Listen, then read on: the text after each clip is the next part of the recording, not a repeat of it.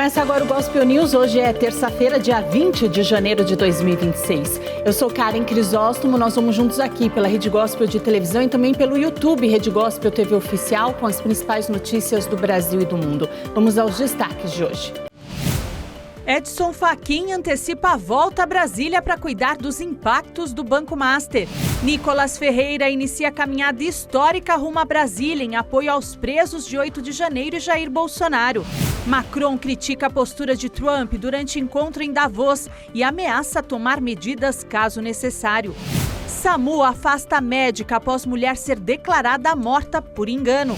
E veja ainda, os estragos da neve nos Estados Unidos. Essas e outras notícias do Brasil e do mundo, agora no Gospel News. Boa noite. O presidente do Supremo Tribunal Federal, Edson Fachin, voltou mais cedo das férias para minimizar o impacto da crise do Banco Master na imagem do tribunal. Fachin deve se reunir com os demais ministros da Suprema Corte e discutir a manutenção de Dias Toffoli à frente do inquérito. Informações reveladas nesta semana afirmam que o ministro Edson Fachin tem procurado os demais ministros para conversar sobre o caso do Banco Master. Nesta terça-feira, Fachin esteve em São Luís, no Maranhão, e se reuniu com Flávio Dino. A tensão entre os poderes começou após Dias Toffoli decidir levar as decisões relacionadas à investigação para a Suprema Corte do país. Ou seja, todos os desdobramentos das diligências da Polícia Federal precisam passar pelo ministro. Ao mesmo tempo, o ministro decretou um alto sigilo sobre o conteúdo e a tramitação do caso no STF, o que causou estranheza nas demais partes, além de determinar o envio dos materiais apreendidos para o tribunal. Mas após pedido da própria PF e parecer da Procuradoria-Geral da República, o ministro reviu a decisão e determinou que o material ficasse sob guarda da PGR. No último final de semana, a Associação Nacional dos Delegados de Polícia Federal divulgou uma nota pública, informando que as decisões do ministro Dias Toffoli sobre o caso do Banco Master mostram um cenário atípico e implicam afronta às prerrogativas. A mudança na relatoria não deve acontecer, segundo informações. O ministro Dias Toffoli tem dito a pessoas próximas que não pretende deixar a relatoria do inquérito, porque não há motivos que justifiquem uma suspeição no caso. A Polícia Federal marcou para a próxima semana 11 novos depoimentos de pessoas envolvidas no caso do Banco Master. Estão programados depoimentos de Augusto Ferreira Lima, ex-sócio do Master, os ex-diretores do banco e também o ex-presidente do Banco de Brasília, Paulo Henrique Costa. E o senador Eduardo Girão afirmou ter reunido assinaturas suficientes para criar a comissão parlamentar de inquérito do Banco Master. Cabe agora ao presidente do Senado, Davi Alcolumbre, decidir ou não pela instalação da CPMI. Segundo o senador Eduardo Girão, a proposta conta com 42 assinaturas, 25 a mais do que o mínimo necessário, e conta ainda com nomes da base governista e também da oposição. A investigação da Polícia Federal apontou fraude de cerca de 12 bilhões de reais no banco, o que levou à liquidação pelo Banco Central. O caso foi ganhando as manchetes brasileiras, ao passo que nomes da alta cúpula do governo brasileiro foram aparecendo nas investigações. É o caso do ministro Alexandre de Moraes. Informações sugerem um vínculo entre o escritório da advogada Viviane Barsi, esposa do ministro, e o Banco Master. Eduardo Girão também está de olho na relatoria do caso. Ele apresentou na última quarta-feira uma representação na Procuradoria-Geral da República em face do ministro do STF, Dias Toffoli. O parlamentar pediu a abertura de uma investigação sobre uma suposta quebra de custódia na condução do caso. A relatoria do caso já era questionada desde que foi revelada uma viagem de jatinho em que estiveram o ministro Dias Toffoli e o advogado Augusto de Arruda Botelho, do Banco Master. A advogada Viviane Barsi de Moraes, esposa do ministro Alexandre de Moraes, perdeu um processo em que representava o Banco Master e o CEO da instituição, Daniel Vorcaro. Uma queixa-crime foi aberta contra Vladimir Joelsas por calúnia e difamação. Vorcaro perdeu em primeira e em segunda instância. Vladimir acusou o banqueiro e o Banco Master de indícios de crimes contra o sistema financeiro nacional. E uma reportagem publicada hoje mostrou que a família de Daniel Vorcaro, empresário, dono do Banco Master, é a investidora de um projeto bilionário de créditos de carbono. Ao todo, a operação movimentou mais de 45 bilhões de reais. De acordo com documentos, a Aliança Participações, que pertence a Henrique Moura Vorcaro e Natália Bueno Vorcaro, pai e irmão do dono do Banco Master, estruturou o negócio a partir de um contrato firmado em agosto de 2022. O acordo envolveu o fazendeiro Marco Antônio de Melo, proprietário formal da área, e o intermediário José Antônio Ramos. O contrato garantiu à Aliança a maioria das unidades de carbono estimadas da Fazenda Floresta Amazônica, Apuí. A empresa ficou com 80%, enquanto Bittencourt recebeu 20%. Pouco tempo depois, esses créditos foram usados como base para transformar quase 170 milhões de unidades em cotas de 2 fundos da REAG. Os créditos abasteceram as empresas Global Carbon e Golden Green. De acordo com as investigações, esse movimento teria permitido ao Banco Master seguir ofertando CDBs ao mercado, de modo a ampliar o patrimônio fictício. Os laudos e contatos revelam que a terra utilizada como base para os créditos pertence à União, além de ser destinada à reforma agrária e não passível de negociação privada. Em nota, Henrique e Natália Vorcaro negaram o envolvimento em irregularidades e afirmaram atuar com integridade. As defesas afirmaram ainda que o grupo empresarial está à disposição para esclarecer o que for necessário. E o deputado federal Nicolas Ferreira iniciou nesta semana uma caminhada de 7 dias, saindo de Minas Gerais até Brasília, em resposta às prisões injustas do dia 8 de janeiro e também do ex-presidente Jair Bolsonaro. Na manhã de hoje, o ex-vereador Carlos Bolsonaro e o deputado Zucco se juntaram à caminhada pela liberdade. A caminhada pela liberdade começou no município de Paracatu, próximo à divisa com Goiás, e vai terminar na capital do país. Nas redes sociais, o deputado federal Nicolas Ferreira anunciou o movimento e disse que orou para que Deus desse a ele uma ideia do que fazer. E eu tenho orado para que Deus me desse uma ideia para o que fazer, né? E essa ideia eu vim pensando e hoje chegou o dia. E é por isso que eu decidi caminhar até Brasília para um ato simbólico, para poder trazer luz a todos os fatos que estão acontecendo. Até mesmo porque eu saquei qual que é a estratégia, né, do nosso inimigo. Eles querem nos matar em vida, né? Eles querem nos silenciar, nos jogar para a invisibilidade, como se assim a gente não existisse e todo mundo ficasse calado, inerte, e eu não vou fazer isso. Então eu vou fazer essa caminhada de fato como um ato simbólico para que as pessoas relembrem quem nós somos, né? E por que nós estamos aqui como brasileiros, que a gente não pode deixar o país do jeito que está, e principalmente para trazer esperança. Para trazer esperança para aqueles que já desistiram, desanimaram. Engraçado que tá todo mundo, né, fazendo aí a retrospectiva do ano de 2016. 2016 a gente estava na rua para poder tirar a Dilma, a gente não subestimava o poder da rua, o poder do brasileiro. Então, eu não subestimo o poder da verdade. Eu acho que tudo que a gente faz pode gerar um efeito muito maior do que a gente imagina. Ao longo da caminhada, o povo brasileiro começou a se juntar a Nicolas Ferreira. Acorda, Brasil! Acorda, Brasil! Acorda, Brasil! Outros parlamentares da direita aderiram ao movimento. Na manhã de hoje, o ex-vereador e filho do ex-presidente Carlos Bolsonaro e o deputado Zucco se juntaram à caminhada pela liberdade. Durante o trajeto, o deputado Gustavo Gayer recebeu um telefonema de Eduardo Bolsonaro. O pessoal tá passando e buzinando aqui, ó. É muita gente. Nicolas Ferreira também anunciou um protesto em Brasília para o próximo domingo. A organização espera milhares de apoiadores. Nas redes sociais, grupos estão se mobilizando para pilotar motos até a capital do país. Os economistas do mercado financeiro reduziram de 4,05% para 4,02% a estimativa de inflação para este ano. O mercado financeiro também segue acreditando na queda da taxa básica de juros. A projeção foi mantida em 12,25% ao ano. Na próxima semana, o Comitê de Política Monetária se reúne para definir o futuro da taxa básica de juros do país. A Rússia voltou a atacar a Ucrânia na madrugada desta terça-feira. Milhares de residências ficaram sem aquecimento. Um ataque noturno russo deixou mais de 5.600 residências em Kiev sem aquecimento. Segundo o prefeito Vitaly Klitschko, as temperaturas na capital ucraniana rondavam os 14 graus negativos e acrescentou que parte da cidade também estava sem água. Uma mulher ficou ferida e vários prédios, incluindo uma escola primária, foram danificados. Muitos ucranianos buscaram abrigo em estações de metrô. Esses últimos bombardeios ocorrem mais de uma semana após o pior ataque de Moscou à rede elétrica de Kiev desde o início da invasão da Ucrânia há quase 4 anos. As ações de 9 de janeiro deixaram metade da cidade sem aquecimento por dias, em meio a temperaturas congelantes. A Rússia também atacou Kiev na madrugada desta terça-feira com drones de combate de longo alcance, antes de disparar mísseis de cruzeiro contra a capital e seus arredores.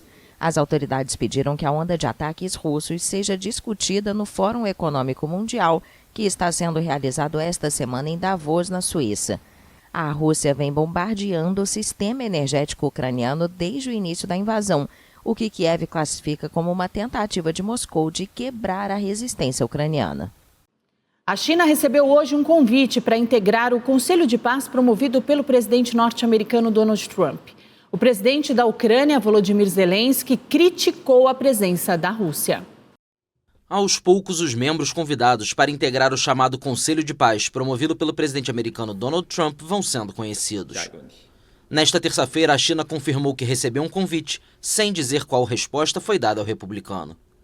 O presidente ucraniano Volodymyr Zelensky também disse ter sido sondado pelo colega americano.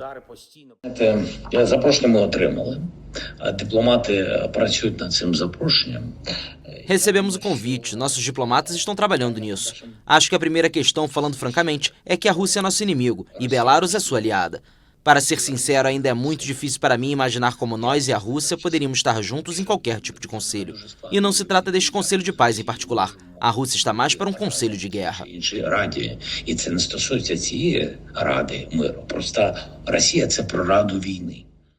Em um discurso ao parlamento britânico, a ministra das Relações Exteriores do Reino Unido, Yvette Cooper, foi na mesma linha de Kiev e afirmou que Putin não é um homem de paz e não deve pertencer a qualquer organização que tenha paz no nome.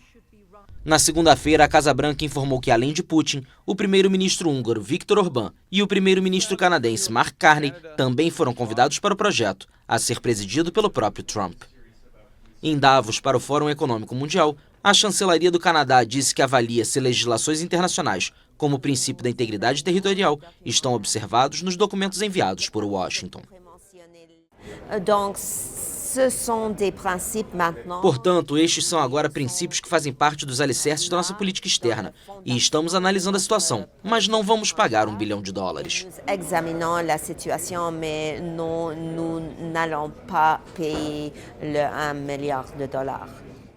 O valor citado pela chancelaria canadense se refere ao preço que consta em estatutos aos quais a AFP teve acesso.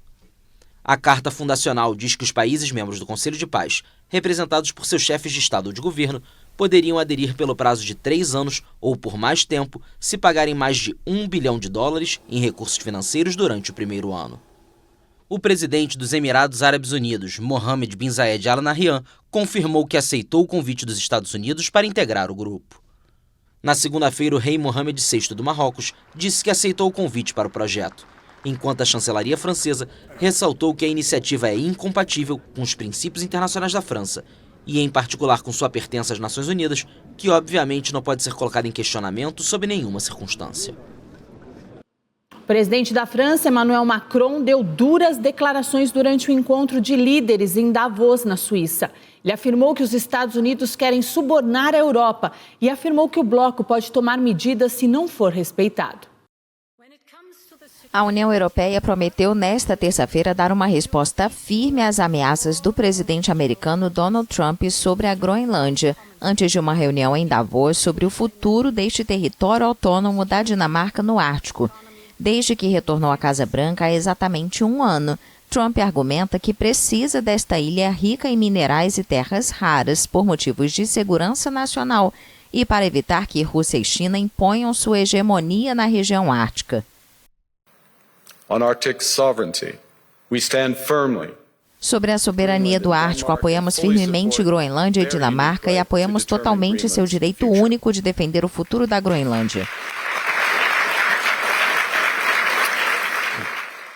8 países europeus manifestaram sua firme oposição a este plano expansionista e enviaram uma missão militar de exploração à ilha na semana passada. Todos são membros da OTAN, entre eles Reino Unido, Alemanha e França, as principais economias do continente. Trump reagiu ameaçando impor tarifas caso se oponham ao seu plano. Em seu discurso no Fórum Econômico Mundial, na estação de esqui suíça de Davos, a presidente da Comissão Europeia, Ursula von der Leyen, alertou que Trump poderia acabar mergulhando as relações entre a União Europeia e os Estados Unidos em uma espiral descendente. And this is why the proposed additional tariffs are a mistake.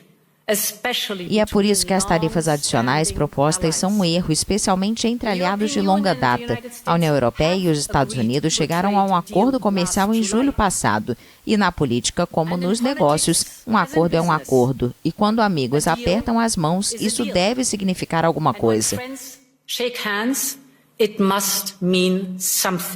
O presidente francês Emmanuel Macron pediu que a União Europeia use suas ferramentas comerciais para responder e acusou os Estados Unidos de quererem enfraquecer e subordinar a Europa. A Europa tem ferramentas muito fortes agora e devemos usá-las quando não formos respeitados e quando as regras do jogo não forem respeitadas. O mecanismo anticoerção é um instrumento poderoso e não devemos hesitar em usá-lo no duro ambiente de hoje. Macron propôs a Trump realizar uma cúpula do G7 na próxima quinta-feira em Paris, mas o presidente francês disse depois que o evento não está agendado. Em meio às tensões, o Parlamento Europeu decidiu suspender o processo de ratificação do acordo comercial entre a União Europeia e os Estados Unidos. Donald Trump também fez publicações polêmicas nas redes sociais. Em uma imagem, ele aparece fixando a bandeira dos Estados Unidos na Groenlândia, ao lado do secretário de Estado americano Marco Rubio e também do vice-presidente do país. Em uma outra postagem, Canadá, Groenlândia e Venezuela aparecem com a bandeira dos Estados Unidos. Donald Trump lembrou também que a ilha do Ártico é imprescindível para a segurança dos norte-americanos.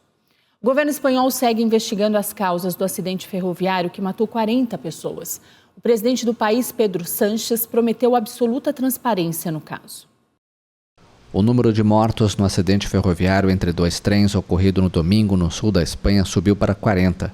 Segundo as autoridades, serão necessárias de 24 a 48 horas para saber com certeza quantos mortos houve no acidente.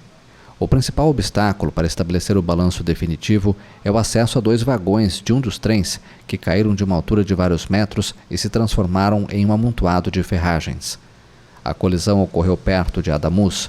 Um trem da operadora privada Irio descarrilou quando fazia a rota Málaga a Madrid, com cerca de 300 pessoas a bordo, e colidiu com outro trem da companhia pública Renfe, que seguia da capital para Huelva, transportando 184 passageiros.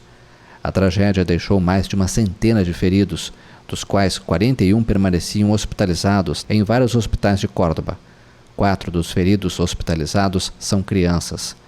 Os primeiros elementos da investigação indicam que os vagões traseiros da Irio descarrilaram e, em seguida, o outro trem, que vinha em sentido contrário, colidiu contra eles. Ocorrido em um trecho reto, o acidente foi muito estranho, avaliou o ministro dos Transportes, Oscar Puente. Segundo o ministro, a via tinha sido completamente renovada. O presidente do governo espanhol, Pedro Sánchez, prometeu absoluta transparência sobre as causas do acidente ferroviário.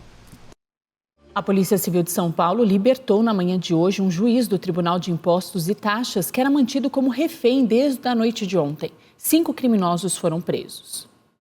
O juiz e auditor fiscal Samuel de Oliveira Magro foi sequestrado pelos bandidos na noite de domingo na Avenida Rebouças, perto da Rua Oscar Freire, levado para um cativeiro em Osasco, na Grande São Paulo. De acordo com a Secretaria de Segurança Pública, o juiz foi abordado por 2 indivíduos. A Polícia Civil apura agora de onde os indivíduos saíram para efetuar a abordagem. As autoridades disseram que ele foi levado diretamente para um cativeiro em Osasco, enquanto os criminosos tentavam realizar transferências bancárias. 4 indivíduos foram presos em flagrante durante a ação da polícia. Um 5º membro do grupo também foi preso posteriormente. O caso foi registrado como extorsão qualificada na modalidade sequestro. O Serviço de Atendimento Móvel de Urgência, o SAMU, afastou a médica que constatou por engano o óbito de uma mulher vítima de um atropelamento no interior de São Paulo. A gerente do SAMU regional de Bauru confirmou também a abertura de uma sindicância interna para apurar falhas no atendimento. A mulher foi reanimada, é Fernanda Cristina. Ela foi encaminhada ao Hospital Base de Bauru e permanece internada na UTI em estado grave. A Defensoria Pública de São Paulo e o Conectas Direitos Humanos denunciaram o Brasil por violações dos direitos humanos nas operações Escudo e Verão. Entre julho de 2023 e maio de 2024, 84 pessoas morreram em confrontos com policiais. De acordo com a denúncia, as ações entre julho de 2023 e maio de 2024 foram marcadas por execuções sumárias, tortura, racismo institucional, impunidade, falha nas investigações e violência estrutural do Estado. A defensora pública Suhaili Fernandes Youssef, do Núcleo de Direitos Humanos, explica que a denúncia é mais uma etapa na luta das famílias das supostas vítimas e dos sobreviventes por justiça, memória e reparação frente às violências de direitos humanos.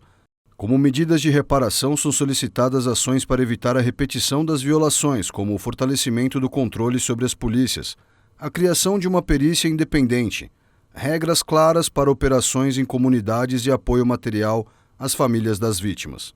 A Operação Escudo foi deflagrada após a morte violenta do soldado Patrick Bastos, da Rota. Após a prisão dos suspeitos, a Polícia Militar manteve as incursões em comunidades do Guarujá. 28 pessoas morreram.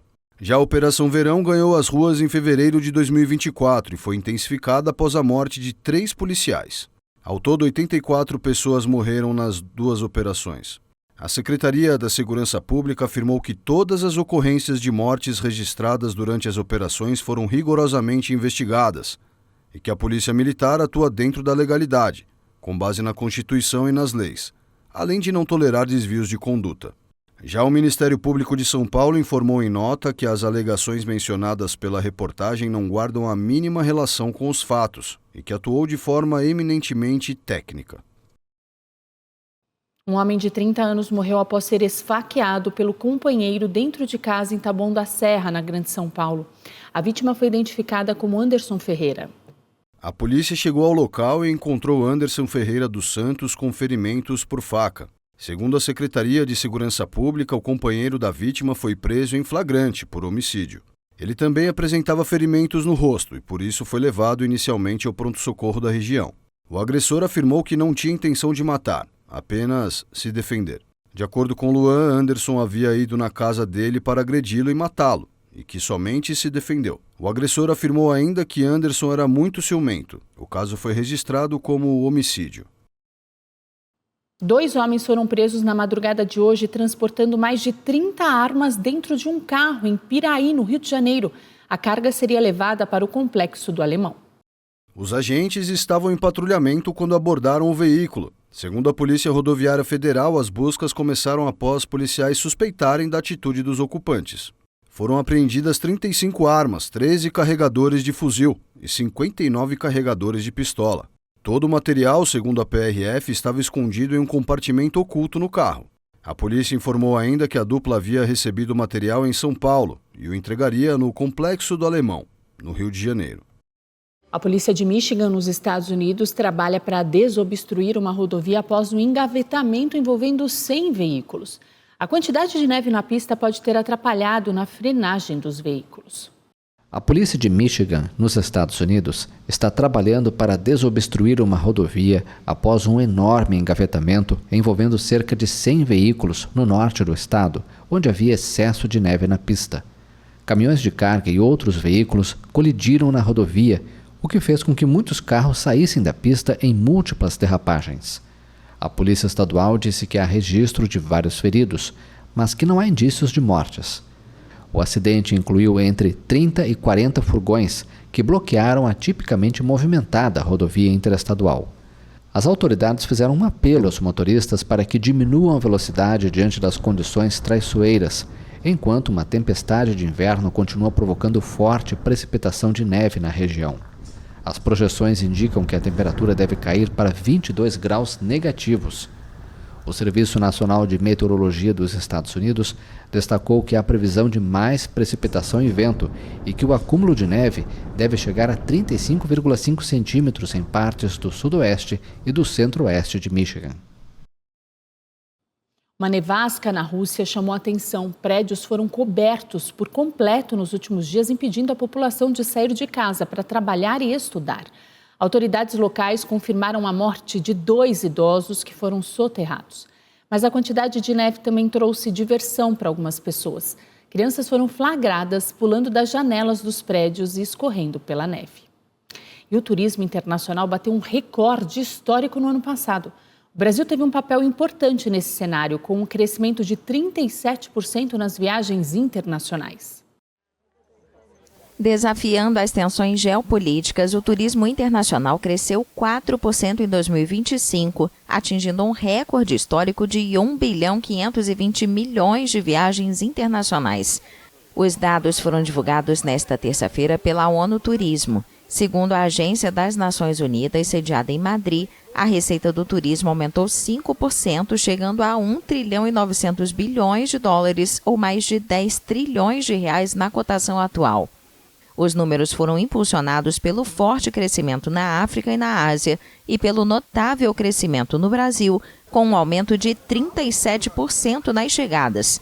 A Europa permaneceu como o continente mais visitado, com 793 milhões de chegadas, mas a América do Sul registrou um aumento de 7% das chegadas internacionais, atingindo quase 40 milhões, impulsionada pelo Brasil. A Espanha é o segundo destino mais popular do mundo depois da França, que se aproxima de 100 milhões de visitantes por ano, registrou um aumento de 7% nas chegadas. A ONU Turismo acrescentou que a expectativa é que a tendência positiva continue em 2026, já que a economia global deve permanecer estável e os destinos que ainda estão abaixo dos níveis pré-pandemia devem se recuperar totalmente.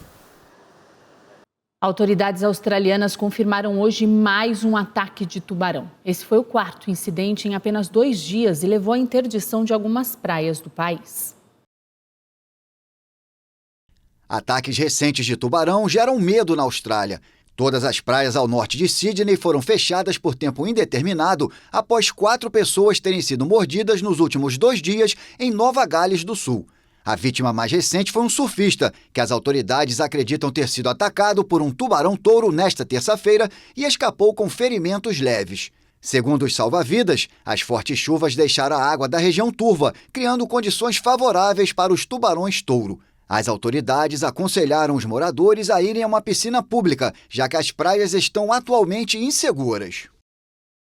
E o Gospel News desta terça-feira fica por aqui. Eu desejo a todos vocês uma ótima noite. Amanhã, a partir das 7, nós estamos de volta com as principais notícias do Brasil e do mundo. E até lá você fica muito bem informado no YouTube, Rede Gospel TV Oficial, e também no Spotify, Gospel News em 3 minutos. Uma boa noite, até amanhã.